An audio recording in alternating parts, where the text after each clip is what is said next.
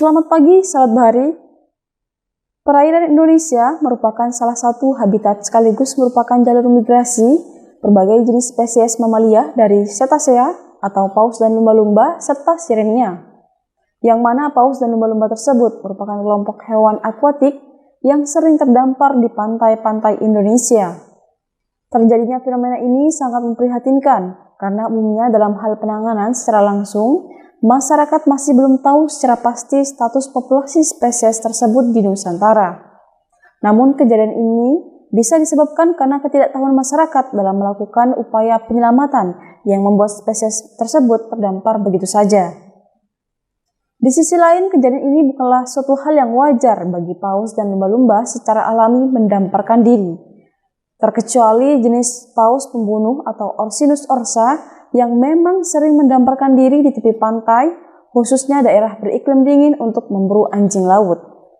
Lalu, seperti apa dan bagaimana fenomena terdamparnya mamalia ini? Pada kesempatan kali ini kita akan langsung diskusikan bersama dosen Politeknik AUP, Program Studi Pengelolaan Sumber Daya Perairan, Bapak Insinyur Basuki Rahmat MSI, pada Vocational Sharing Lecture AUP Voice Jumat ini bersama saya, Ririn Rosita. Saya akan langsung menyapa Bapak Basuki yang sudah tersambung bersama kita. Selamat pagi Bapak. Selamat pagi Ririn. Terima kasih sudah bergabung secara live stream bersama kami di AUP Voice pagi ini. Salam sehat untuk Bapak. Baik Bapak, bisa dijelaskan seperti apa dan bagaimana fenomena terdamparnya mamalia ini di Indonesia? Kami persilahkan kepada Bapak. Baik, terima kasih atas kesempatannya. Kita diberi waktu untuk bisa berbagi ilmu dan pengalaman terkait dengan fenomena terdampar ini. Untuk menjawab pertanyaan Ririn, ya izinkan saya untuk share screen ya, Rin.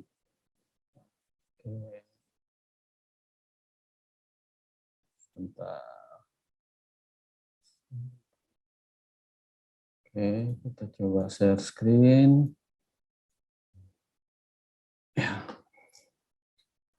Ya, kita akan membahas terkait dengan fenomena mamalia terdampar. Ya. Jadi ini adalah merupakan salah satu kejadian ya yang sering kita temui, terutama untuk di wilayah Indonesia bagian timur ya. Banyak sekali berita-berita baik di media elektronik maupun di media cetak, kita menemukan ada berita terkait dengan mamalia terdampar. Namun untuk membahas lebih lanjut terkait dengan apa sih penyebab, apa sih yang dimaksudkan terdampar itu seperti apa, kita akan coba bahas satu persatu dalam kesempatan ini. Ya. Ini adalah sedikit ulasan terkait dengan mengapa kita mengambil topik terkait dengan mamalia terdampar ini. Yang pertama itu adalah karena perairan Indonesia ini merupakan salah satu habitat, ya, sekaligus juga merupakan jalur migrasi berbagai jenis spesies mamalia dan cetacea, ya, seperti paus dan lumba-lumba dan sirenia. Paus dan lumba-lumba merupakan kelompok hewan akuatik yang sering terdampar di pantai-pantai Indonesia. Ini terutama banyak sekali terdampar di Indonesia bagian timur dan bagian tengah. Ya. Yang kedua merupakan fenomena yang memprihatinkan karena umumnya kita masih belum tahu pasti status dari populasi spesies ini. Ya. Kejadian ini terdampar disebabkan karena ketidaktahuan masyarakat dan instansi terkait, ya, dalam tanda kutip, ya, dalam melakukan upaya penyelamatan dan juga disebabkan karena kurangnya koordinasi antar lembaga terkait. Ya. Umumnya kita terperangah ya atau mungkin terkaget-kaget begitu ada mamalia terdampar di tempat atau di pantai di lokasi tempat kita berada. Dan saking kagetnya kita lupa untuk melakukan tindakan-tindakan yang bermanfaat untuk kelangsungan hidup dari biota tersebut. Kejadian ini bukanlah suatu hal yang wajar bagi paus dan lumba-lumba, ya, yang secara alami dia akan mendamparkan diri, kecuali jenis paus pembunuh, ya, atau dari jenis orca, ya, yang memang sering mendamparkan diri di pantai terutama untuk di daerah-daerah yang mempunyai 4 iklim, ya. Dan mereka biasanya kejadian ini berlangsung pada saat musim mencari makan, terutama mereka memburu anjing laut. Ya. Sebelumnya kita akan melihat dahulu, ya, supaya tidak menimbulkan berbagai macam penafsiran terkait dengan mamalia laut ini. Ya. Mamalia ini adalah vertebrata atau hewan yang bertulang belakang atau bertulang punggung yang memiliki berbagai macam karakteristik. Di antaranya adalah dia menyusui anaknya, kemudian dia menghirup udara atau bernafas dengan paru-paru. Nah, kejadian ini sering kita temuin pada saat-saat tertentu, ya, baik paus maupun lumba-lumba ataupun dari jenis dugong, dia akan muncul ke permukaan untuk melakukan proses pernapasan. Artinya menghirup udara langsung, ya, di atas permukaan air. Kemudian dia juga memiliki rambut di beberapa titik dalam tubuhnya dan dia termasuk hewan yang berdarah panas. Ada 2 jenis mamalia. Ada mamalia darat atau land mammal dan ada yang disebut dengan mamalia laut atau marine mammal. Mamalia laut ini adalah spesies yang bergantung pada lautan untuk semua atau sebagian besar hidup mereka. Jadi mereka besar, kemudian mereka mencari makan dan memang habitatnya adalah di laut, ya, sehingga para ahli bersepakat bahwa ini masuk dalam kategori mamalia laut, ya. Ada sekitar 115 spesies mamalia laut yang bervariasi mulai dari berang-berang laut kecil hingga paus biru raksasa yang ukurannya sangat besar sekali. Beberapa dari mereka hidup berkelompok seperti lumba-lumba, sementara yang lain hidupnya menyendiri atau soliter, ya, seperti beruang kutub, ya. Nah, ini adalah beberapa ciri-ciri tadi yang saya sudah sebutkan, ya. Pertama, dia menyusui. Ini seperti pada di gambar pertama ini, ya. Jadi sang anak ini mendapatkan pasokan makanan atau nutrisinya dari induknya dengan cara menyusui. Kemudian dia bernapas dengan paru-paru. Ini pada saat dia muncul ke permukaan, lubang nafasnya itu akan terbuka dan menyemburkan air yang masuk di celah-celah di celah-celah lubang pernapasan pada waktu biota ini menyelam, ya. Nah, begitu muncul ke permukaan dia semburkan ke udara, kemudian dia akan menyedot udara atau menyedot oksigen langsung dari udara bebas. Kemudian dia melahirkan anak. Nah, seperti ini. Jadi pembuahannya ini atau sistem reproduksinya terjadi di dalam tubuh sang betina. Kemudian tumbuh berkembang menjadi spesies baru, ya, dan dia dilahirkan untuk melangsungkan kehidupan barunya di alam bebas. Kemudian yang keempat, dia mempunyai kapasitas otak yang besar sehingga ini memungkinkan beberapa jenis mamalia tertentu bisa dilatih, ya, secara intensif, bisa memperagakan berbagai macam atraksi, ya. Dan ini biasa kita lihat, ya, pada atraksi mamalia laut yang ada di Ancol misalnya atau di tempat-tempat yang lain. Kemudian yang berikutnya dia berambut, ya. Ini contohnya ada yang tumbuh, ya, seperti kumis, ya. Nah, ini adalah salah satu ciri dari mamalia laut.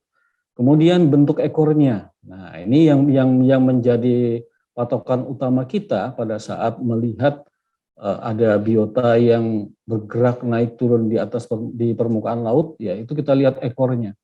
Kalau seandainya ekornya itu horizontal, maka ini bisa kita pastikan dia termasuk mamalia. Tetapi kalau seandainya bentuk ekornya atau sirip ekornya itu vertikal, maka ini masuk dalam kategori ikan, ya, seperti itu. Kemudian, nah, secara spesifik kita akan jelaskan perbedaan antara ikan dan mamalia laut. Ini. Kalau ikan, dia bernafas dalam air dengan menggunakan alat yang disebut dengan insang. Tapi kalau mamalia laut, dia bernafas dengan paru-paru. Ya, kemudian sirip ekornya itu vertikal. kita lihat ini seperti kayak ikan hiu ya, siripnya vertikal seperti ini, maka ini bisa kita pastikan bahwa ini adalah jenis ikan. Karena pada saat dia bergerak, sirip ekor ini akan bergerak ke kiri dan ke kanan ya untuk mendorong tubuhnya maju ke depan. Sementara untuk mamalia dia akan menggerakkan ekornya ini ke atas dan ke bawah. Ya. Bukan ke kiri dan ke kanan tapi ke atas dan ke bawah ekornya dia bergerak. Nah, ini untuk mendorong dia juga untuk maju ke depan. Ya. Umumnya ikan itu punya sisik, tetapi untuk mamalia laut kulitnya licin dan berambut. Ikan, nah ini adalah salah satu hewan yang berdarah dingin, tapi sebaliknya mamalia adalah jenis hewan yang berdarah panas. Kemudian yang terakhir bahwa kalau untuk jenis-jenis ikan selalu dia menghasilkan telur untuk proses reproduksinya, sementara untuk mamalia proses reproduksi dilakukan dengan cara melahirkan. Nah ini jelas ya, jadi perbedaan antara mamalia dengan ikan bisa tergambarkan secara pasti seperti ini. Ini adalah beberapa jenis mamalia laut di Indonesia. Kalau kita lihat dari sisi ordo atau cetaceannya ini ya, dari sisi ordo cetacean itu ada 2 subordo yaitu Mysteci dan Odontoceti. Ya. Kemudian familinya banyak ya, dan ini di antara sekian banyak mamalia ini ya, itu ada berjumlah sekitar 36 spesies ini ada di Indonesia ya. Kalau di dunia ada sekitar 115 dan 36 itu ada di Indonesia yang kebetulan dia bisa tumbuh dan berkembang di daerah yang beriklim tropis seperti halnya di negara kita ini ya. Yang paling banyak sering kita temukan adalah Sirenia. Ya, ordo Sirenia atau familinya adalah Dugongidae. Dan bahasa ilmiahnya disebut dengan dugong-dugong ya. Nah, kalau di kita umumnya disebut dengan dugong saja atau ikan duyung ya, bukan ikan duyung, jadi duyung saja. Menyambung pertanyaan tadi, ya, kenapa sih mereka terdampar? Ini saya coba merangkum ada 7 penyebab, ya. Kenapa sih mamalia itu, terutama mamalia laut ya, dia terdampar ke pantai? Yang pertama, terjadi karena patologis internal. Ini adalah kehadiran parasit dalam organ sarafnya, atau karena si hewan menelan benda asing seperti plastik, ya, seperti yang terjadi pada seekor paus Bright di Cairns tahun 2009. Itu setelah diautopsi, ternyata isi perutnya itu banyak sekali mengandung plastik. Ya, dan ini menyebabkan mereka mengalami patologis ya di dalam tubuhnya. Ya. Kemudian yang kedua, gangguan pada sistem navigasi karena alat buatan manusia. Misalnya karena di daerah itu adalah merupakan daerah fishing ground di mana banyak orang mengoperasionalkan sonar ya atau fish finder. Nah, ini menyebabkan sistem navigasi di mamalia itu mengalami disorientasi sehingga dia tidak bisa lagi menentukan dengan pasti mana itu daratan dan mana itu lautan. Ya. Atau secara alami ini bisa terjadi karena adanya badai matahari. Ini menurut hasil penelitian dari Depancelo dan Rikles tahun 2005. Kemudian yang ketiga, badai yang berkekuatan tinggi dapat menyebabkan disorientasi pula atau kelelahan bagi si hewan sehingga mereka terdampar. Ya. Jadi tadi selain adanya pengaruh sonar atau peralatan elektronik yang dioperasionalkan di perairan laut, dia juga karena terjadinya badai yang tinggi, ya, yang punya kekuatan tinggi, ini biasanya terjadi di daerah Indonesia, di daerah yang beriklim subtropis, ya, di mana sering terjadi badai. Nah, ini bisa juga menyebabkan disorientasi bagi mamalia tersebut sehingga dia tidak bisa menentukan dengan jelas mana arah daratan dan mana arah lautan. Ya, meskipun begitu dia terdampar dan kemudian kita mencoba untuk menggiringnya ke arah lautan bebas, namun mereka tetap akan kembali lagi berpaling arah menuju ke daratan. Nah, karena dia mengira bahwa arah yang dia tuju itu adalah merupakan lautan bebas karena sudah mengalami disorientasi seperti ini ya. Kemudian produktivitas suatu perairan meningkat Ini akibat kombinasi beberapa faktor seperti pasokan air dingin atau upwelling yang makin sering, sehingga paus dan lumba-lumba mengejar mangsa hingga ke perairan dangkal dan mereka akan terdampar. Dan biasanya ini pada saat mereka mengejar ke perairan pantai atau perairan dangkal itu terjadi pada saat pasang tinggi. Ya. Mereka asik mengejar mangsanya ke sana kemari, lupa bahwa saatnya mereka harus kembali ke laut karena laut sudah mulai surut lagi. Ya. Nah ini salah satu penyebabnya. Kemudian yang kelima adalah pengaruh bulan purnama seperti yang menyebabkan serangkaian kejadian kotek lema terdampar di Atlantik Utara. Ya, ini kotek lema ini adalah salah satu jenis jenis spesies mamalia terdampar juga ya, tetapi dia habitatnya adalah di Atlantik Utara. Ya. Kemudian yang keenam, ya, dari hasil analisis kami, terjadi dekompresi akibat rapid ascent. Ya. Ini naiknya permukaan laut secara tiba-tiba karena terpicu oleh gempa bumi. Ya. Jadi sesaat sebelum terjadinya gempa bumi itu akan terjadi kenaikan permukaan air laut secara signifikan, ya.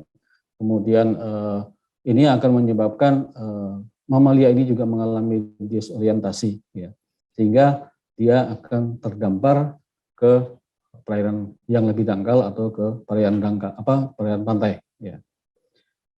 Ini adalah beberapa kode kejadian terdamparnya mamalia. Ya, jadi ada 5 tipe terdamparnya itu. Ya. Yang pertama itu adalah terdampar tapi masih dalam keadaan hidup.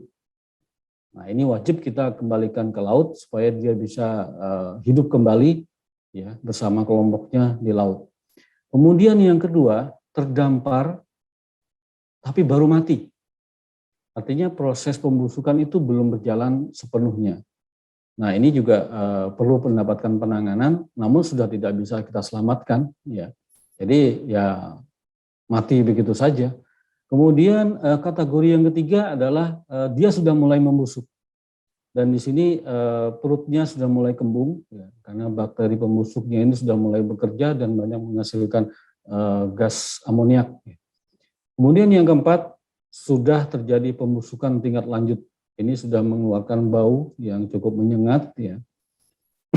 Dan yang terakhir adalah kita sudah menemukan kerangkanya atau muminya yang terpendam di perairan laut atau di daerah pesisir, ya, tertutup oleh pasir pantai. Nah, dari kelima kategori ini, kalau seandainya kita menemukan yang terdampar hidup, maka itulah yang harus kita pilih pertama kali untuk diselamatkan. Ya, karena mamalia yang seperti ini dia hitungannya bukan dalam hitungan hari, tapi hitungannya dalam hitungan menit, ya. Terlambat kita menyelamatkan dia, mengembalikan ke laut bebas, maka dia akan mati. Dan ini akan memperpanjang deret hitung dari jumlah mamalia yang terdampar di Indonesia dalam kondisi mati. Jadi inilah yang menjadi target utama kita kalau seandainya menemukan beberapa gerombolan mamalia yang terdampar, kita pilih mana yang masih hidup, itulah yang harus kita tangani terlebih dahulu. Ya. Ini terkait dengan kode kejadian terdampar. Nah, kemudian ada beberapa kategori lagi, ya, terkait dengan terdamparnya mamalia ini, ya. Ada dua kategori. Yang pertama adalah terdampar tunggal atau single stranding. Ya, single stranding ini artinya dia hanya terdampar sendirian atau induk bersama anaknya. Ya. Jadi single ini bukan berarti hanya satu, ya. Tetapi juga kalau seandainya kita menemukan seekor induk dan anaknya terdampar, maka ini masuk dalam kategori terdampar tunggal atau single stranding. Nah, kemudian yang kedua, ini adalah terdampar secara massal atau mass stranding. Jadi mereka segerombolan itu, ya, apakah ada anaknya, apakah ada induknya, ya, atau adakah ada mungkin keluarganya yang lain yang sama-sama terdampar secara massal seperti ini. Nah, ini disebut masuk dalam kategori terdampar massal atau mass stranding. Disinilah peran kita, ya, untuk melihat ya dari 5 kategori tadi itu. Kategori yang pertama yang kita lihat, mana di antara sekian banyak mamalia ini yang kondisinya masih hidup. Itulah yang menjadi target penyelamatan kita. Ya. Kalau yang sudah mati ya sudah, artinya kita tidak bisa berbuat apa-apa. Ya. Tinggal nanti kita tangani apakah akan dikubur atau akan ditenggelamkan atau mungkin akan dibakar. Ya. Nah, ini tergantung situasionalnya seperti apa. Tetapi sekarang ini yang direkomendasikan adalah kita harus menguburkan bangkai dari mamalia terdampar itu setelah ada proses identifikasi oleh pihak-pihak yang berwenang. Ya. Ini adalah sebaran mamalia terdampar di Indonesia. Jadi banyak sekali ya di seluruh Indonesia ini, dan ini saya dapatkan dari Whales Trending Indonesia atau WSI yang berkantor pusat di Bali. Jadi banyak sekali, ini terhitung sampai bulan April 2021. Ya, kalian atau Bapak Ibu sekalian kalau seandainya masih penasaran bisa silakan untuk membuka website dari whalestrendingindonesia.com. Nanti kalau kita lihat di map-nya, mereka akan menampilkan data seperti ini. Dan ini di web mereka map-nya ini telematik ya. Jadi kita bisa mendapatkan informasi berharga kalau seandainya kursor ini kita gerakkan di dalam titik-titik yang berwarna-warni ini. Nanti akan kita temukan jenisnya, akan kita temukan berapa banyak yang terdampar, kemudian lokasinya di mana. Ya. Dia sudah menggunakan peta telematik seperti ini. Ini adalah sebaran mamalia terdampar di Indonesia. Ya. Berdasarkan kategori tahun, ya, di mana pada tahun 2019 ini adalah puncak tertinggi ya mamalia yang terdampar di Indonesia ya, pada tahun 2019. 2020 menurun dan 2021 lebih menurun lagi. Ini diindikasi karena terjadinya fenomena wabah COVID-19 ya, sehingga aktivitas manusia di laut itu jauh berkurang ya, sehingga tidak menyebabkan salah satunya adalah disorientasi terhadap mamalia laut ya, yang menjadi salah satu penyebab dia untuk terdampar ya. Kemudian ini sebarannya berdasarkan bulan ya. Ini kita buat sedemikian rupa, jadi supaya memicu bagi peneliti, memicu bagi adik-adik taruna untuk mengamati kenapa sih ya sebaran mamalia terdampar di Indonesia ini menduduki puncak tertinggi itu pada bulan Januari. Kemudian menurun di bulan Februari dan ini hampir landai hingga sampai bulan Juli dan naik lagi di bulan Agustus. Kemudian di September turun lagi, melandai dan akhirnya mengalami penurunan yang sangat drastis pada bulan Desember. Ini saya akumulasikan dari beberapa belas tahun yang saya dapat datanya dari Whales Trending Indonesia ini, ya, WSI, ya, saya kumpulkan datanya kemudian diolah seperti ini supaya menjadi pemicu bagi para pemerhati mamalia laut, ya, mungkin punya kesempatan dan punya dana untuk melakukan penelitian ini lebih lanjut. Kenapa puncak-puncak mamalia terdampar itu pada bulan Januari, ya, kemudian menurun dan naik lagi pada bulan Agustus dan menurun drastis hingga pada bulan Desember. Ya. Dan ini adalah jenis-jenis mamalia yang paling banyak terdampar di Indonesia. Ini saya ambil juga datanya dari WSI, ya, di mana ternyata ya, hingga April 2021 itu yang paling banyak terdampar adalah Irrawaddy dolphin. Ini pesut ya, atau Orcagela brevifolis ya. Nah, ini banyak di daerah Kalimantan ya. Ini paling banyak terdampar di antara sekian jenis banyak mamalia di Indonesia. Kemudian yang menduduki urutan kedua ini tidak teridentifikasi. Ini karena dia terdampar sudah dalam keadaan membusuk ya, sehingga sulit sekali untuk diidentifikasi dia dari spesies apa. Ya. Dan ini umumnya terjadi di daerah-daerah yang memang jalur komunikasinya sangat sulit sehingga pelaporan kepada pihak-pihak terkait menjadi sangat minim sekali. Sehingga mamalia itu tidak bisa tertangani dengan baik. Kemudian ini adalah data mamalia terdampar di Indonesia. Ya. Ini saya ambil dari Direktorat Jenderal Pengelolaan Ruang Laut pada tahun 2021, ya, di mana pada tahun 2015 itu ada 103 ekor yang terdampar, ya, kemudian 2016 meningkat 255, kemudian melandai, ya, dan menurun hingga tahun 2020. Dan tren ini hampir sama, ya, seperti data yang disampaikan oleh WSI, ya, di mana tren dari 2019-2020 itu semakin menurun. Mungkin ini salah satu penyebabnya adalah karena kurangnya aktivitas manusia untuk di laut, karena banyak pembatasan-pembatasan terhadap aktivitas itu terkait dengan pandemi COVID-19 ini. Nah, ini adalah berbagai kontak lembaga, ya, yang bisa kita koordinasikan kalau seandainya kita menemukan mamalia yang terdampar. Jadi kita bukan ahlinya, kita bukan orang yang berhak untuk melakukan pendataan, maka kita bisa berkomunikasi dengan berbagai lembaga, dan kebetulan ini adalah lembaga-lembaga yang yang sedang eksis di Indonesia untuk menangani mamalia laut yang terdampar.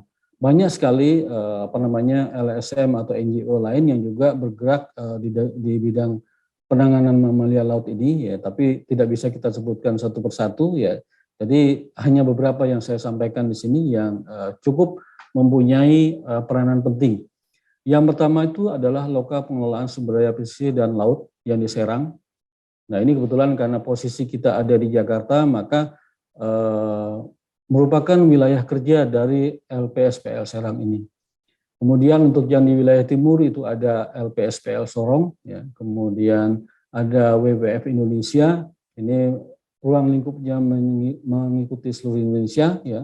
Kemudian ada Well Stranding Indonesia, ini juga seluruh Indonesia. Kemudian ada WCS Indonesia. Kemudian ada Balai Pengelolaan Sumber Daya Pesisir dan Laut yang berkedudukan di Padang. Kemudian ada yang di Denpasar, ada yang di Pontianak, dan ada pula yang di Makassar. Nah, lembaga-lembaga inilah yang saat ini sangat konsen, ya, terhadap penanganan mamalia laut yang terdampar. Ya. Nah, untuk pelaporan, ya, kalau seandainya kita menemukan adanya mamalia laut yang terdampar, itu bisa menghubungi website ini, ya, www.wellstrandingindonesia.com. Kita bisa langsung membuat pelaporannya ke sana. Di situ ada formnya yang kita isi, ya, atau bisa juga kita melaporkannya di sini di bit.ly /lapor WSI. Sama juga, dia adalah punya WSI, ya. Kemudian kita juga bisa menghubungi Loka PSPL, ya, ini melalui Gmailnya, emailnya mereka, ya. Tapi biasanya kalau melalui email ini sangat lambat responnya, ya. Kalau bisa kita langsung kontak ke Loka, ya. Apakah itu yang di Serang, di Sorong, ataupun yang di tempat lain, ya. Nah, ini adalah bentuk salah satu form pelaporannya, ya. Jadi kalau kita klik di www.wellstrandingindonesia.com, maka kita akan langsung masuk ke dalam formulir pelaporan kejadian terdamparnya mamalia laut itu, ya.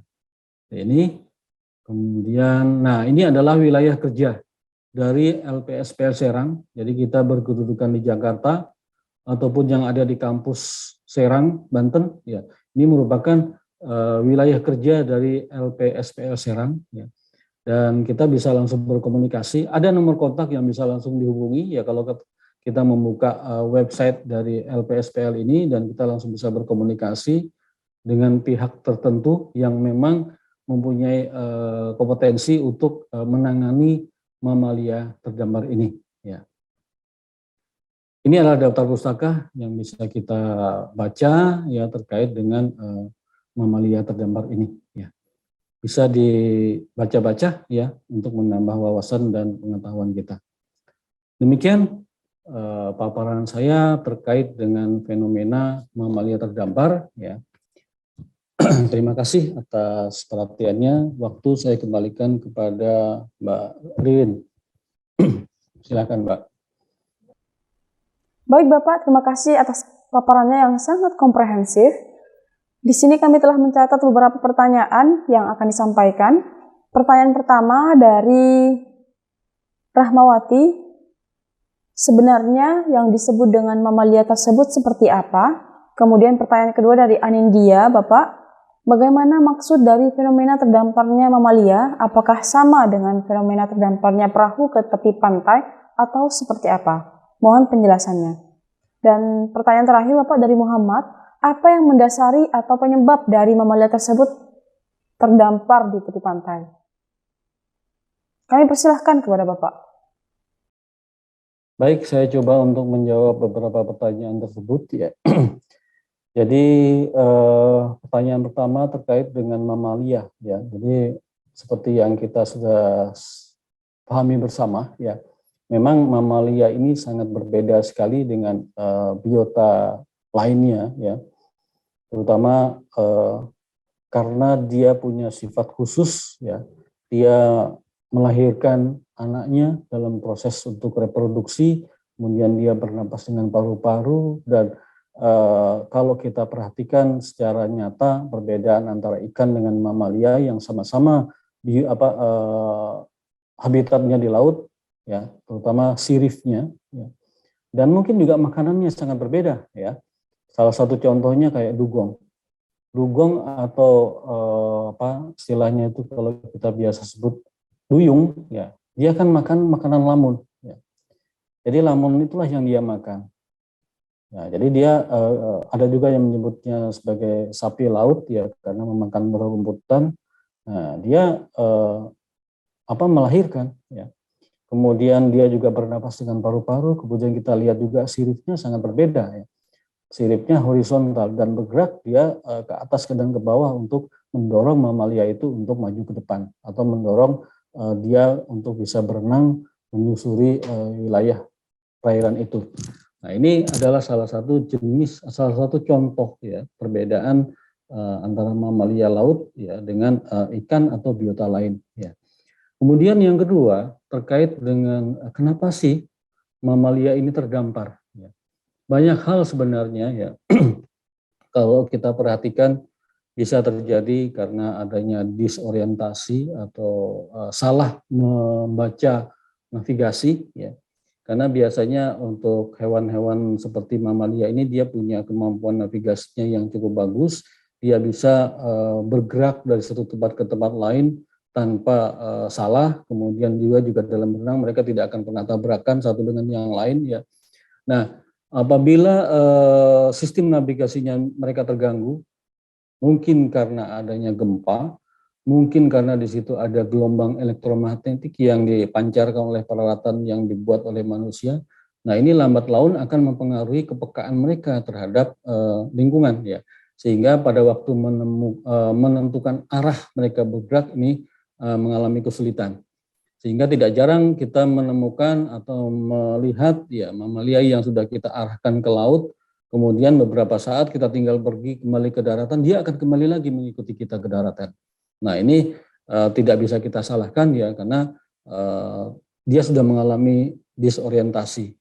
Kemudian yang tidak kalah pentingnya adalah terutama untuk di daerah-daerah yang mempunyai iklim empat musim ya, subtropis ya. Di sana dia akan banyak sekali terjadi kejadian mamalia terdampar ini karena umumnya beberapa spesies itu bergerak ke daratan atau ke pesisir atau ke daerah yang dangkal itu adalah untuk mengejar makanannya. Nah, ini yang terkadang sama halnya juga mungkin dengan manusia. Saking asiknya dia mengejar makanan, dia lupa untuk kembali ke laut.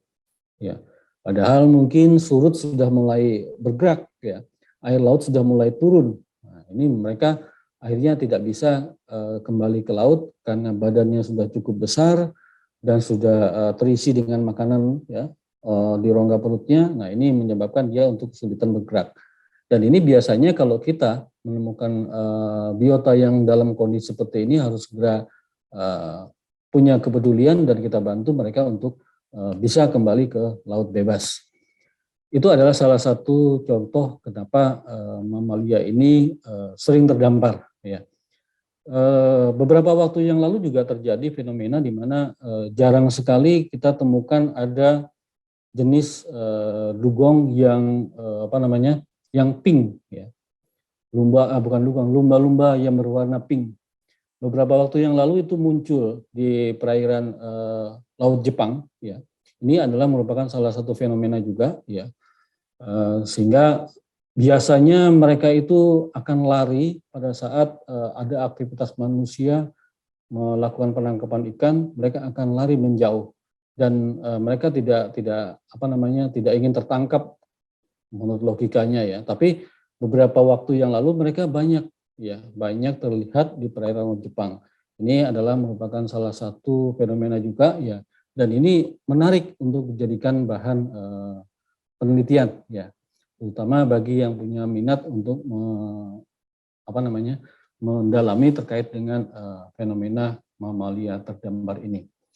Yang terakhir terkait dengan apa yang disebut dengan terdamparnya itu, ya. Jadi kalau kita ibaratkan kayak semacam perahu yang terdampar ke pantai, mungkin bisa dikatakan iya, bisa dikatakan tidak, ya. Karena perahu di sini kan benda mati dan dia akan terhempas ke pantai karena peristiwa alam, ya. Mungkin karena badai atau gelombang besar, ya, dia terhempas sampai ke daerah pantai. Tetapi kalau untuk mamalia ini, ya, dia terhempasnya tidak seperti apa yang kita bayangkan, ya, dengan perahu itu dia langsung berkeping-keping rusak di pinggir pantai, tidak, ya. Jadi mamalia ini terdamparnya pun karena berbagai macam sebab dan jarang sekali mereka terdampar karena ada badai atau gelombang besar kecuali pada saat terjadinya gempa, ya. Dan ini juga kita maklumi, ya, hampir semua terhempas ke pantai karena kekuatan gelombang besar yang seperti itu. Namun kalau untuk mamalia ini yang terdampar biasanya dia smooth, ya, terdampar, kemudian tiba-tiba saja kita menemukan mereka sudah mati atau hampir mati ada di daerah pesisir. Nah, ini yang harus kita waspadai, ya, karena menangani mamalia yang terdampar dalam keadaan masih hidup itu jauh berbeda menangani mamalia yang terdampar dalam keadaan mati, ya. Jadi kita harus benar-benar menjaga kelembaban, ya, dari kulit mamalia tersebut, ya, sehingga dia masih bisa bertahan hidup, ya. Jadi bagaimana cara menjaga kelembabannya? Apakah perlu dikasih skin scare? Ya tidak, ya kan. Berarti kita harus menyiramnya dengan air laut sedemikian rupa secara rutin, tetapi tidak boleh kita menyiram hingga lubang nafasnya tertutup. Ya, itu sama fungsinya seperti hidung. Kalau hidung kita siram dengan air kan kita akan gelagapan, ya. Jadi mamalia juga begitu. Jadi pada waktu kita menangani mamalia terdampar dalam keadaan hidup, maka yang harus kita selamatkan adalah lubang hidungnya jangan sampai tersiram oleh air. Maksud kita benar untuk menjaga kelembabannya, tetapi dampaknya akan lebih besar kalau seandainya air itu masuk ke lubang hidung. Maka bisa dipastikan bahwa mamalia itu akan mati, ya, karena mengalami kesulitan untuk bernafas. Ya. Mungkin itu, Ririn, yang bisa kita sampaikan terkait dengan beberapa pertanyaan tadi. Baik sahabat Bahari, jawaban Bapak Basuki tadi sekaligus menutup perjumpaan kita dalam Open Voice minggu ini. Bapak Basuki, terima kasih atas kesediaannya yang telah bergabung dalam Open Voice pada pagi ini. Saya, Ririn Rosita, mewakili tim yang bertugas pagi ini mengucapkan terima kasih atas kebersamaan sahabat Bahari. Saksikan terus Open Voice dan salam OPW.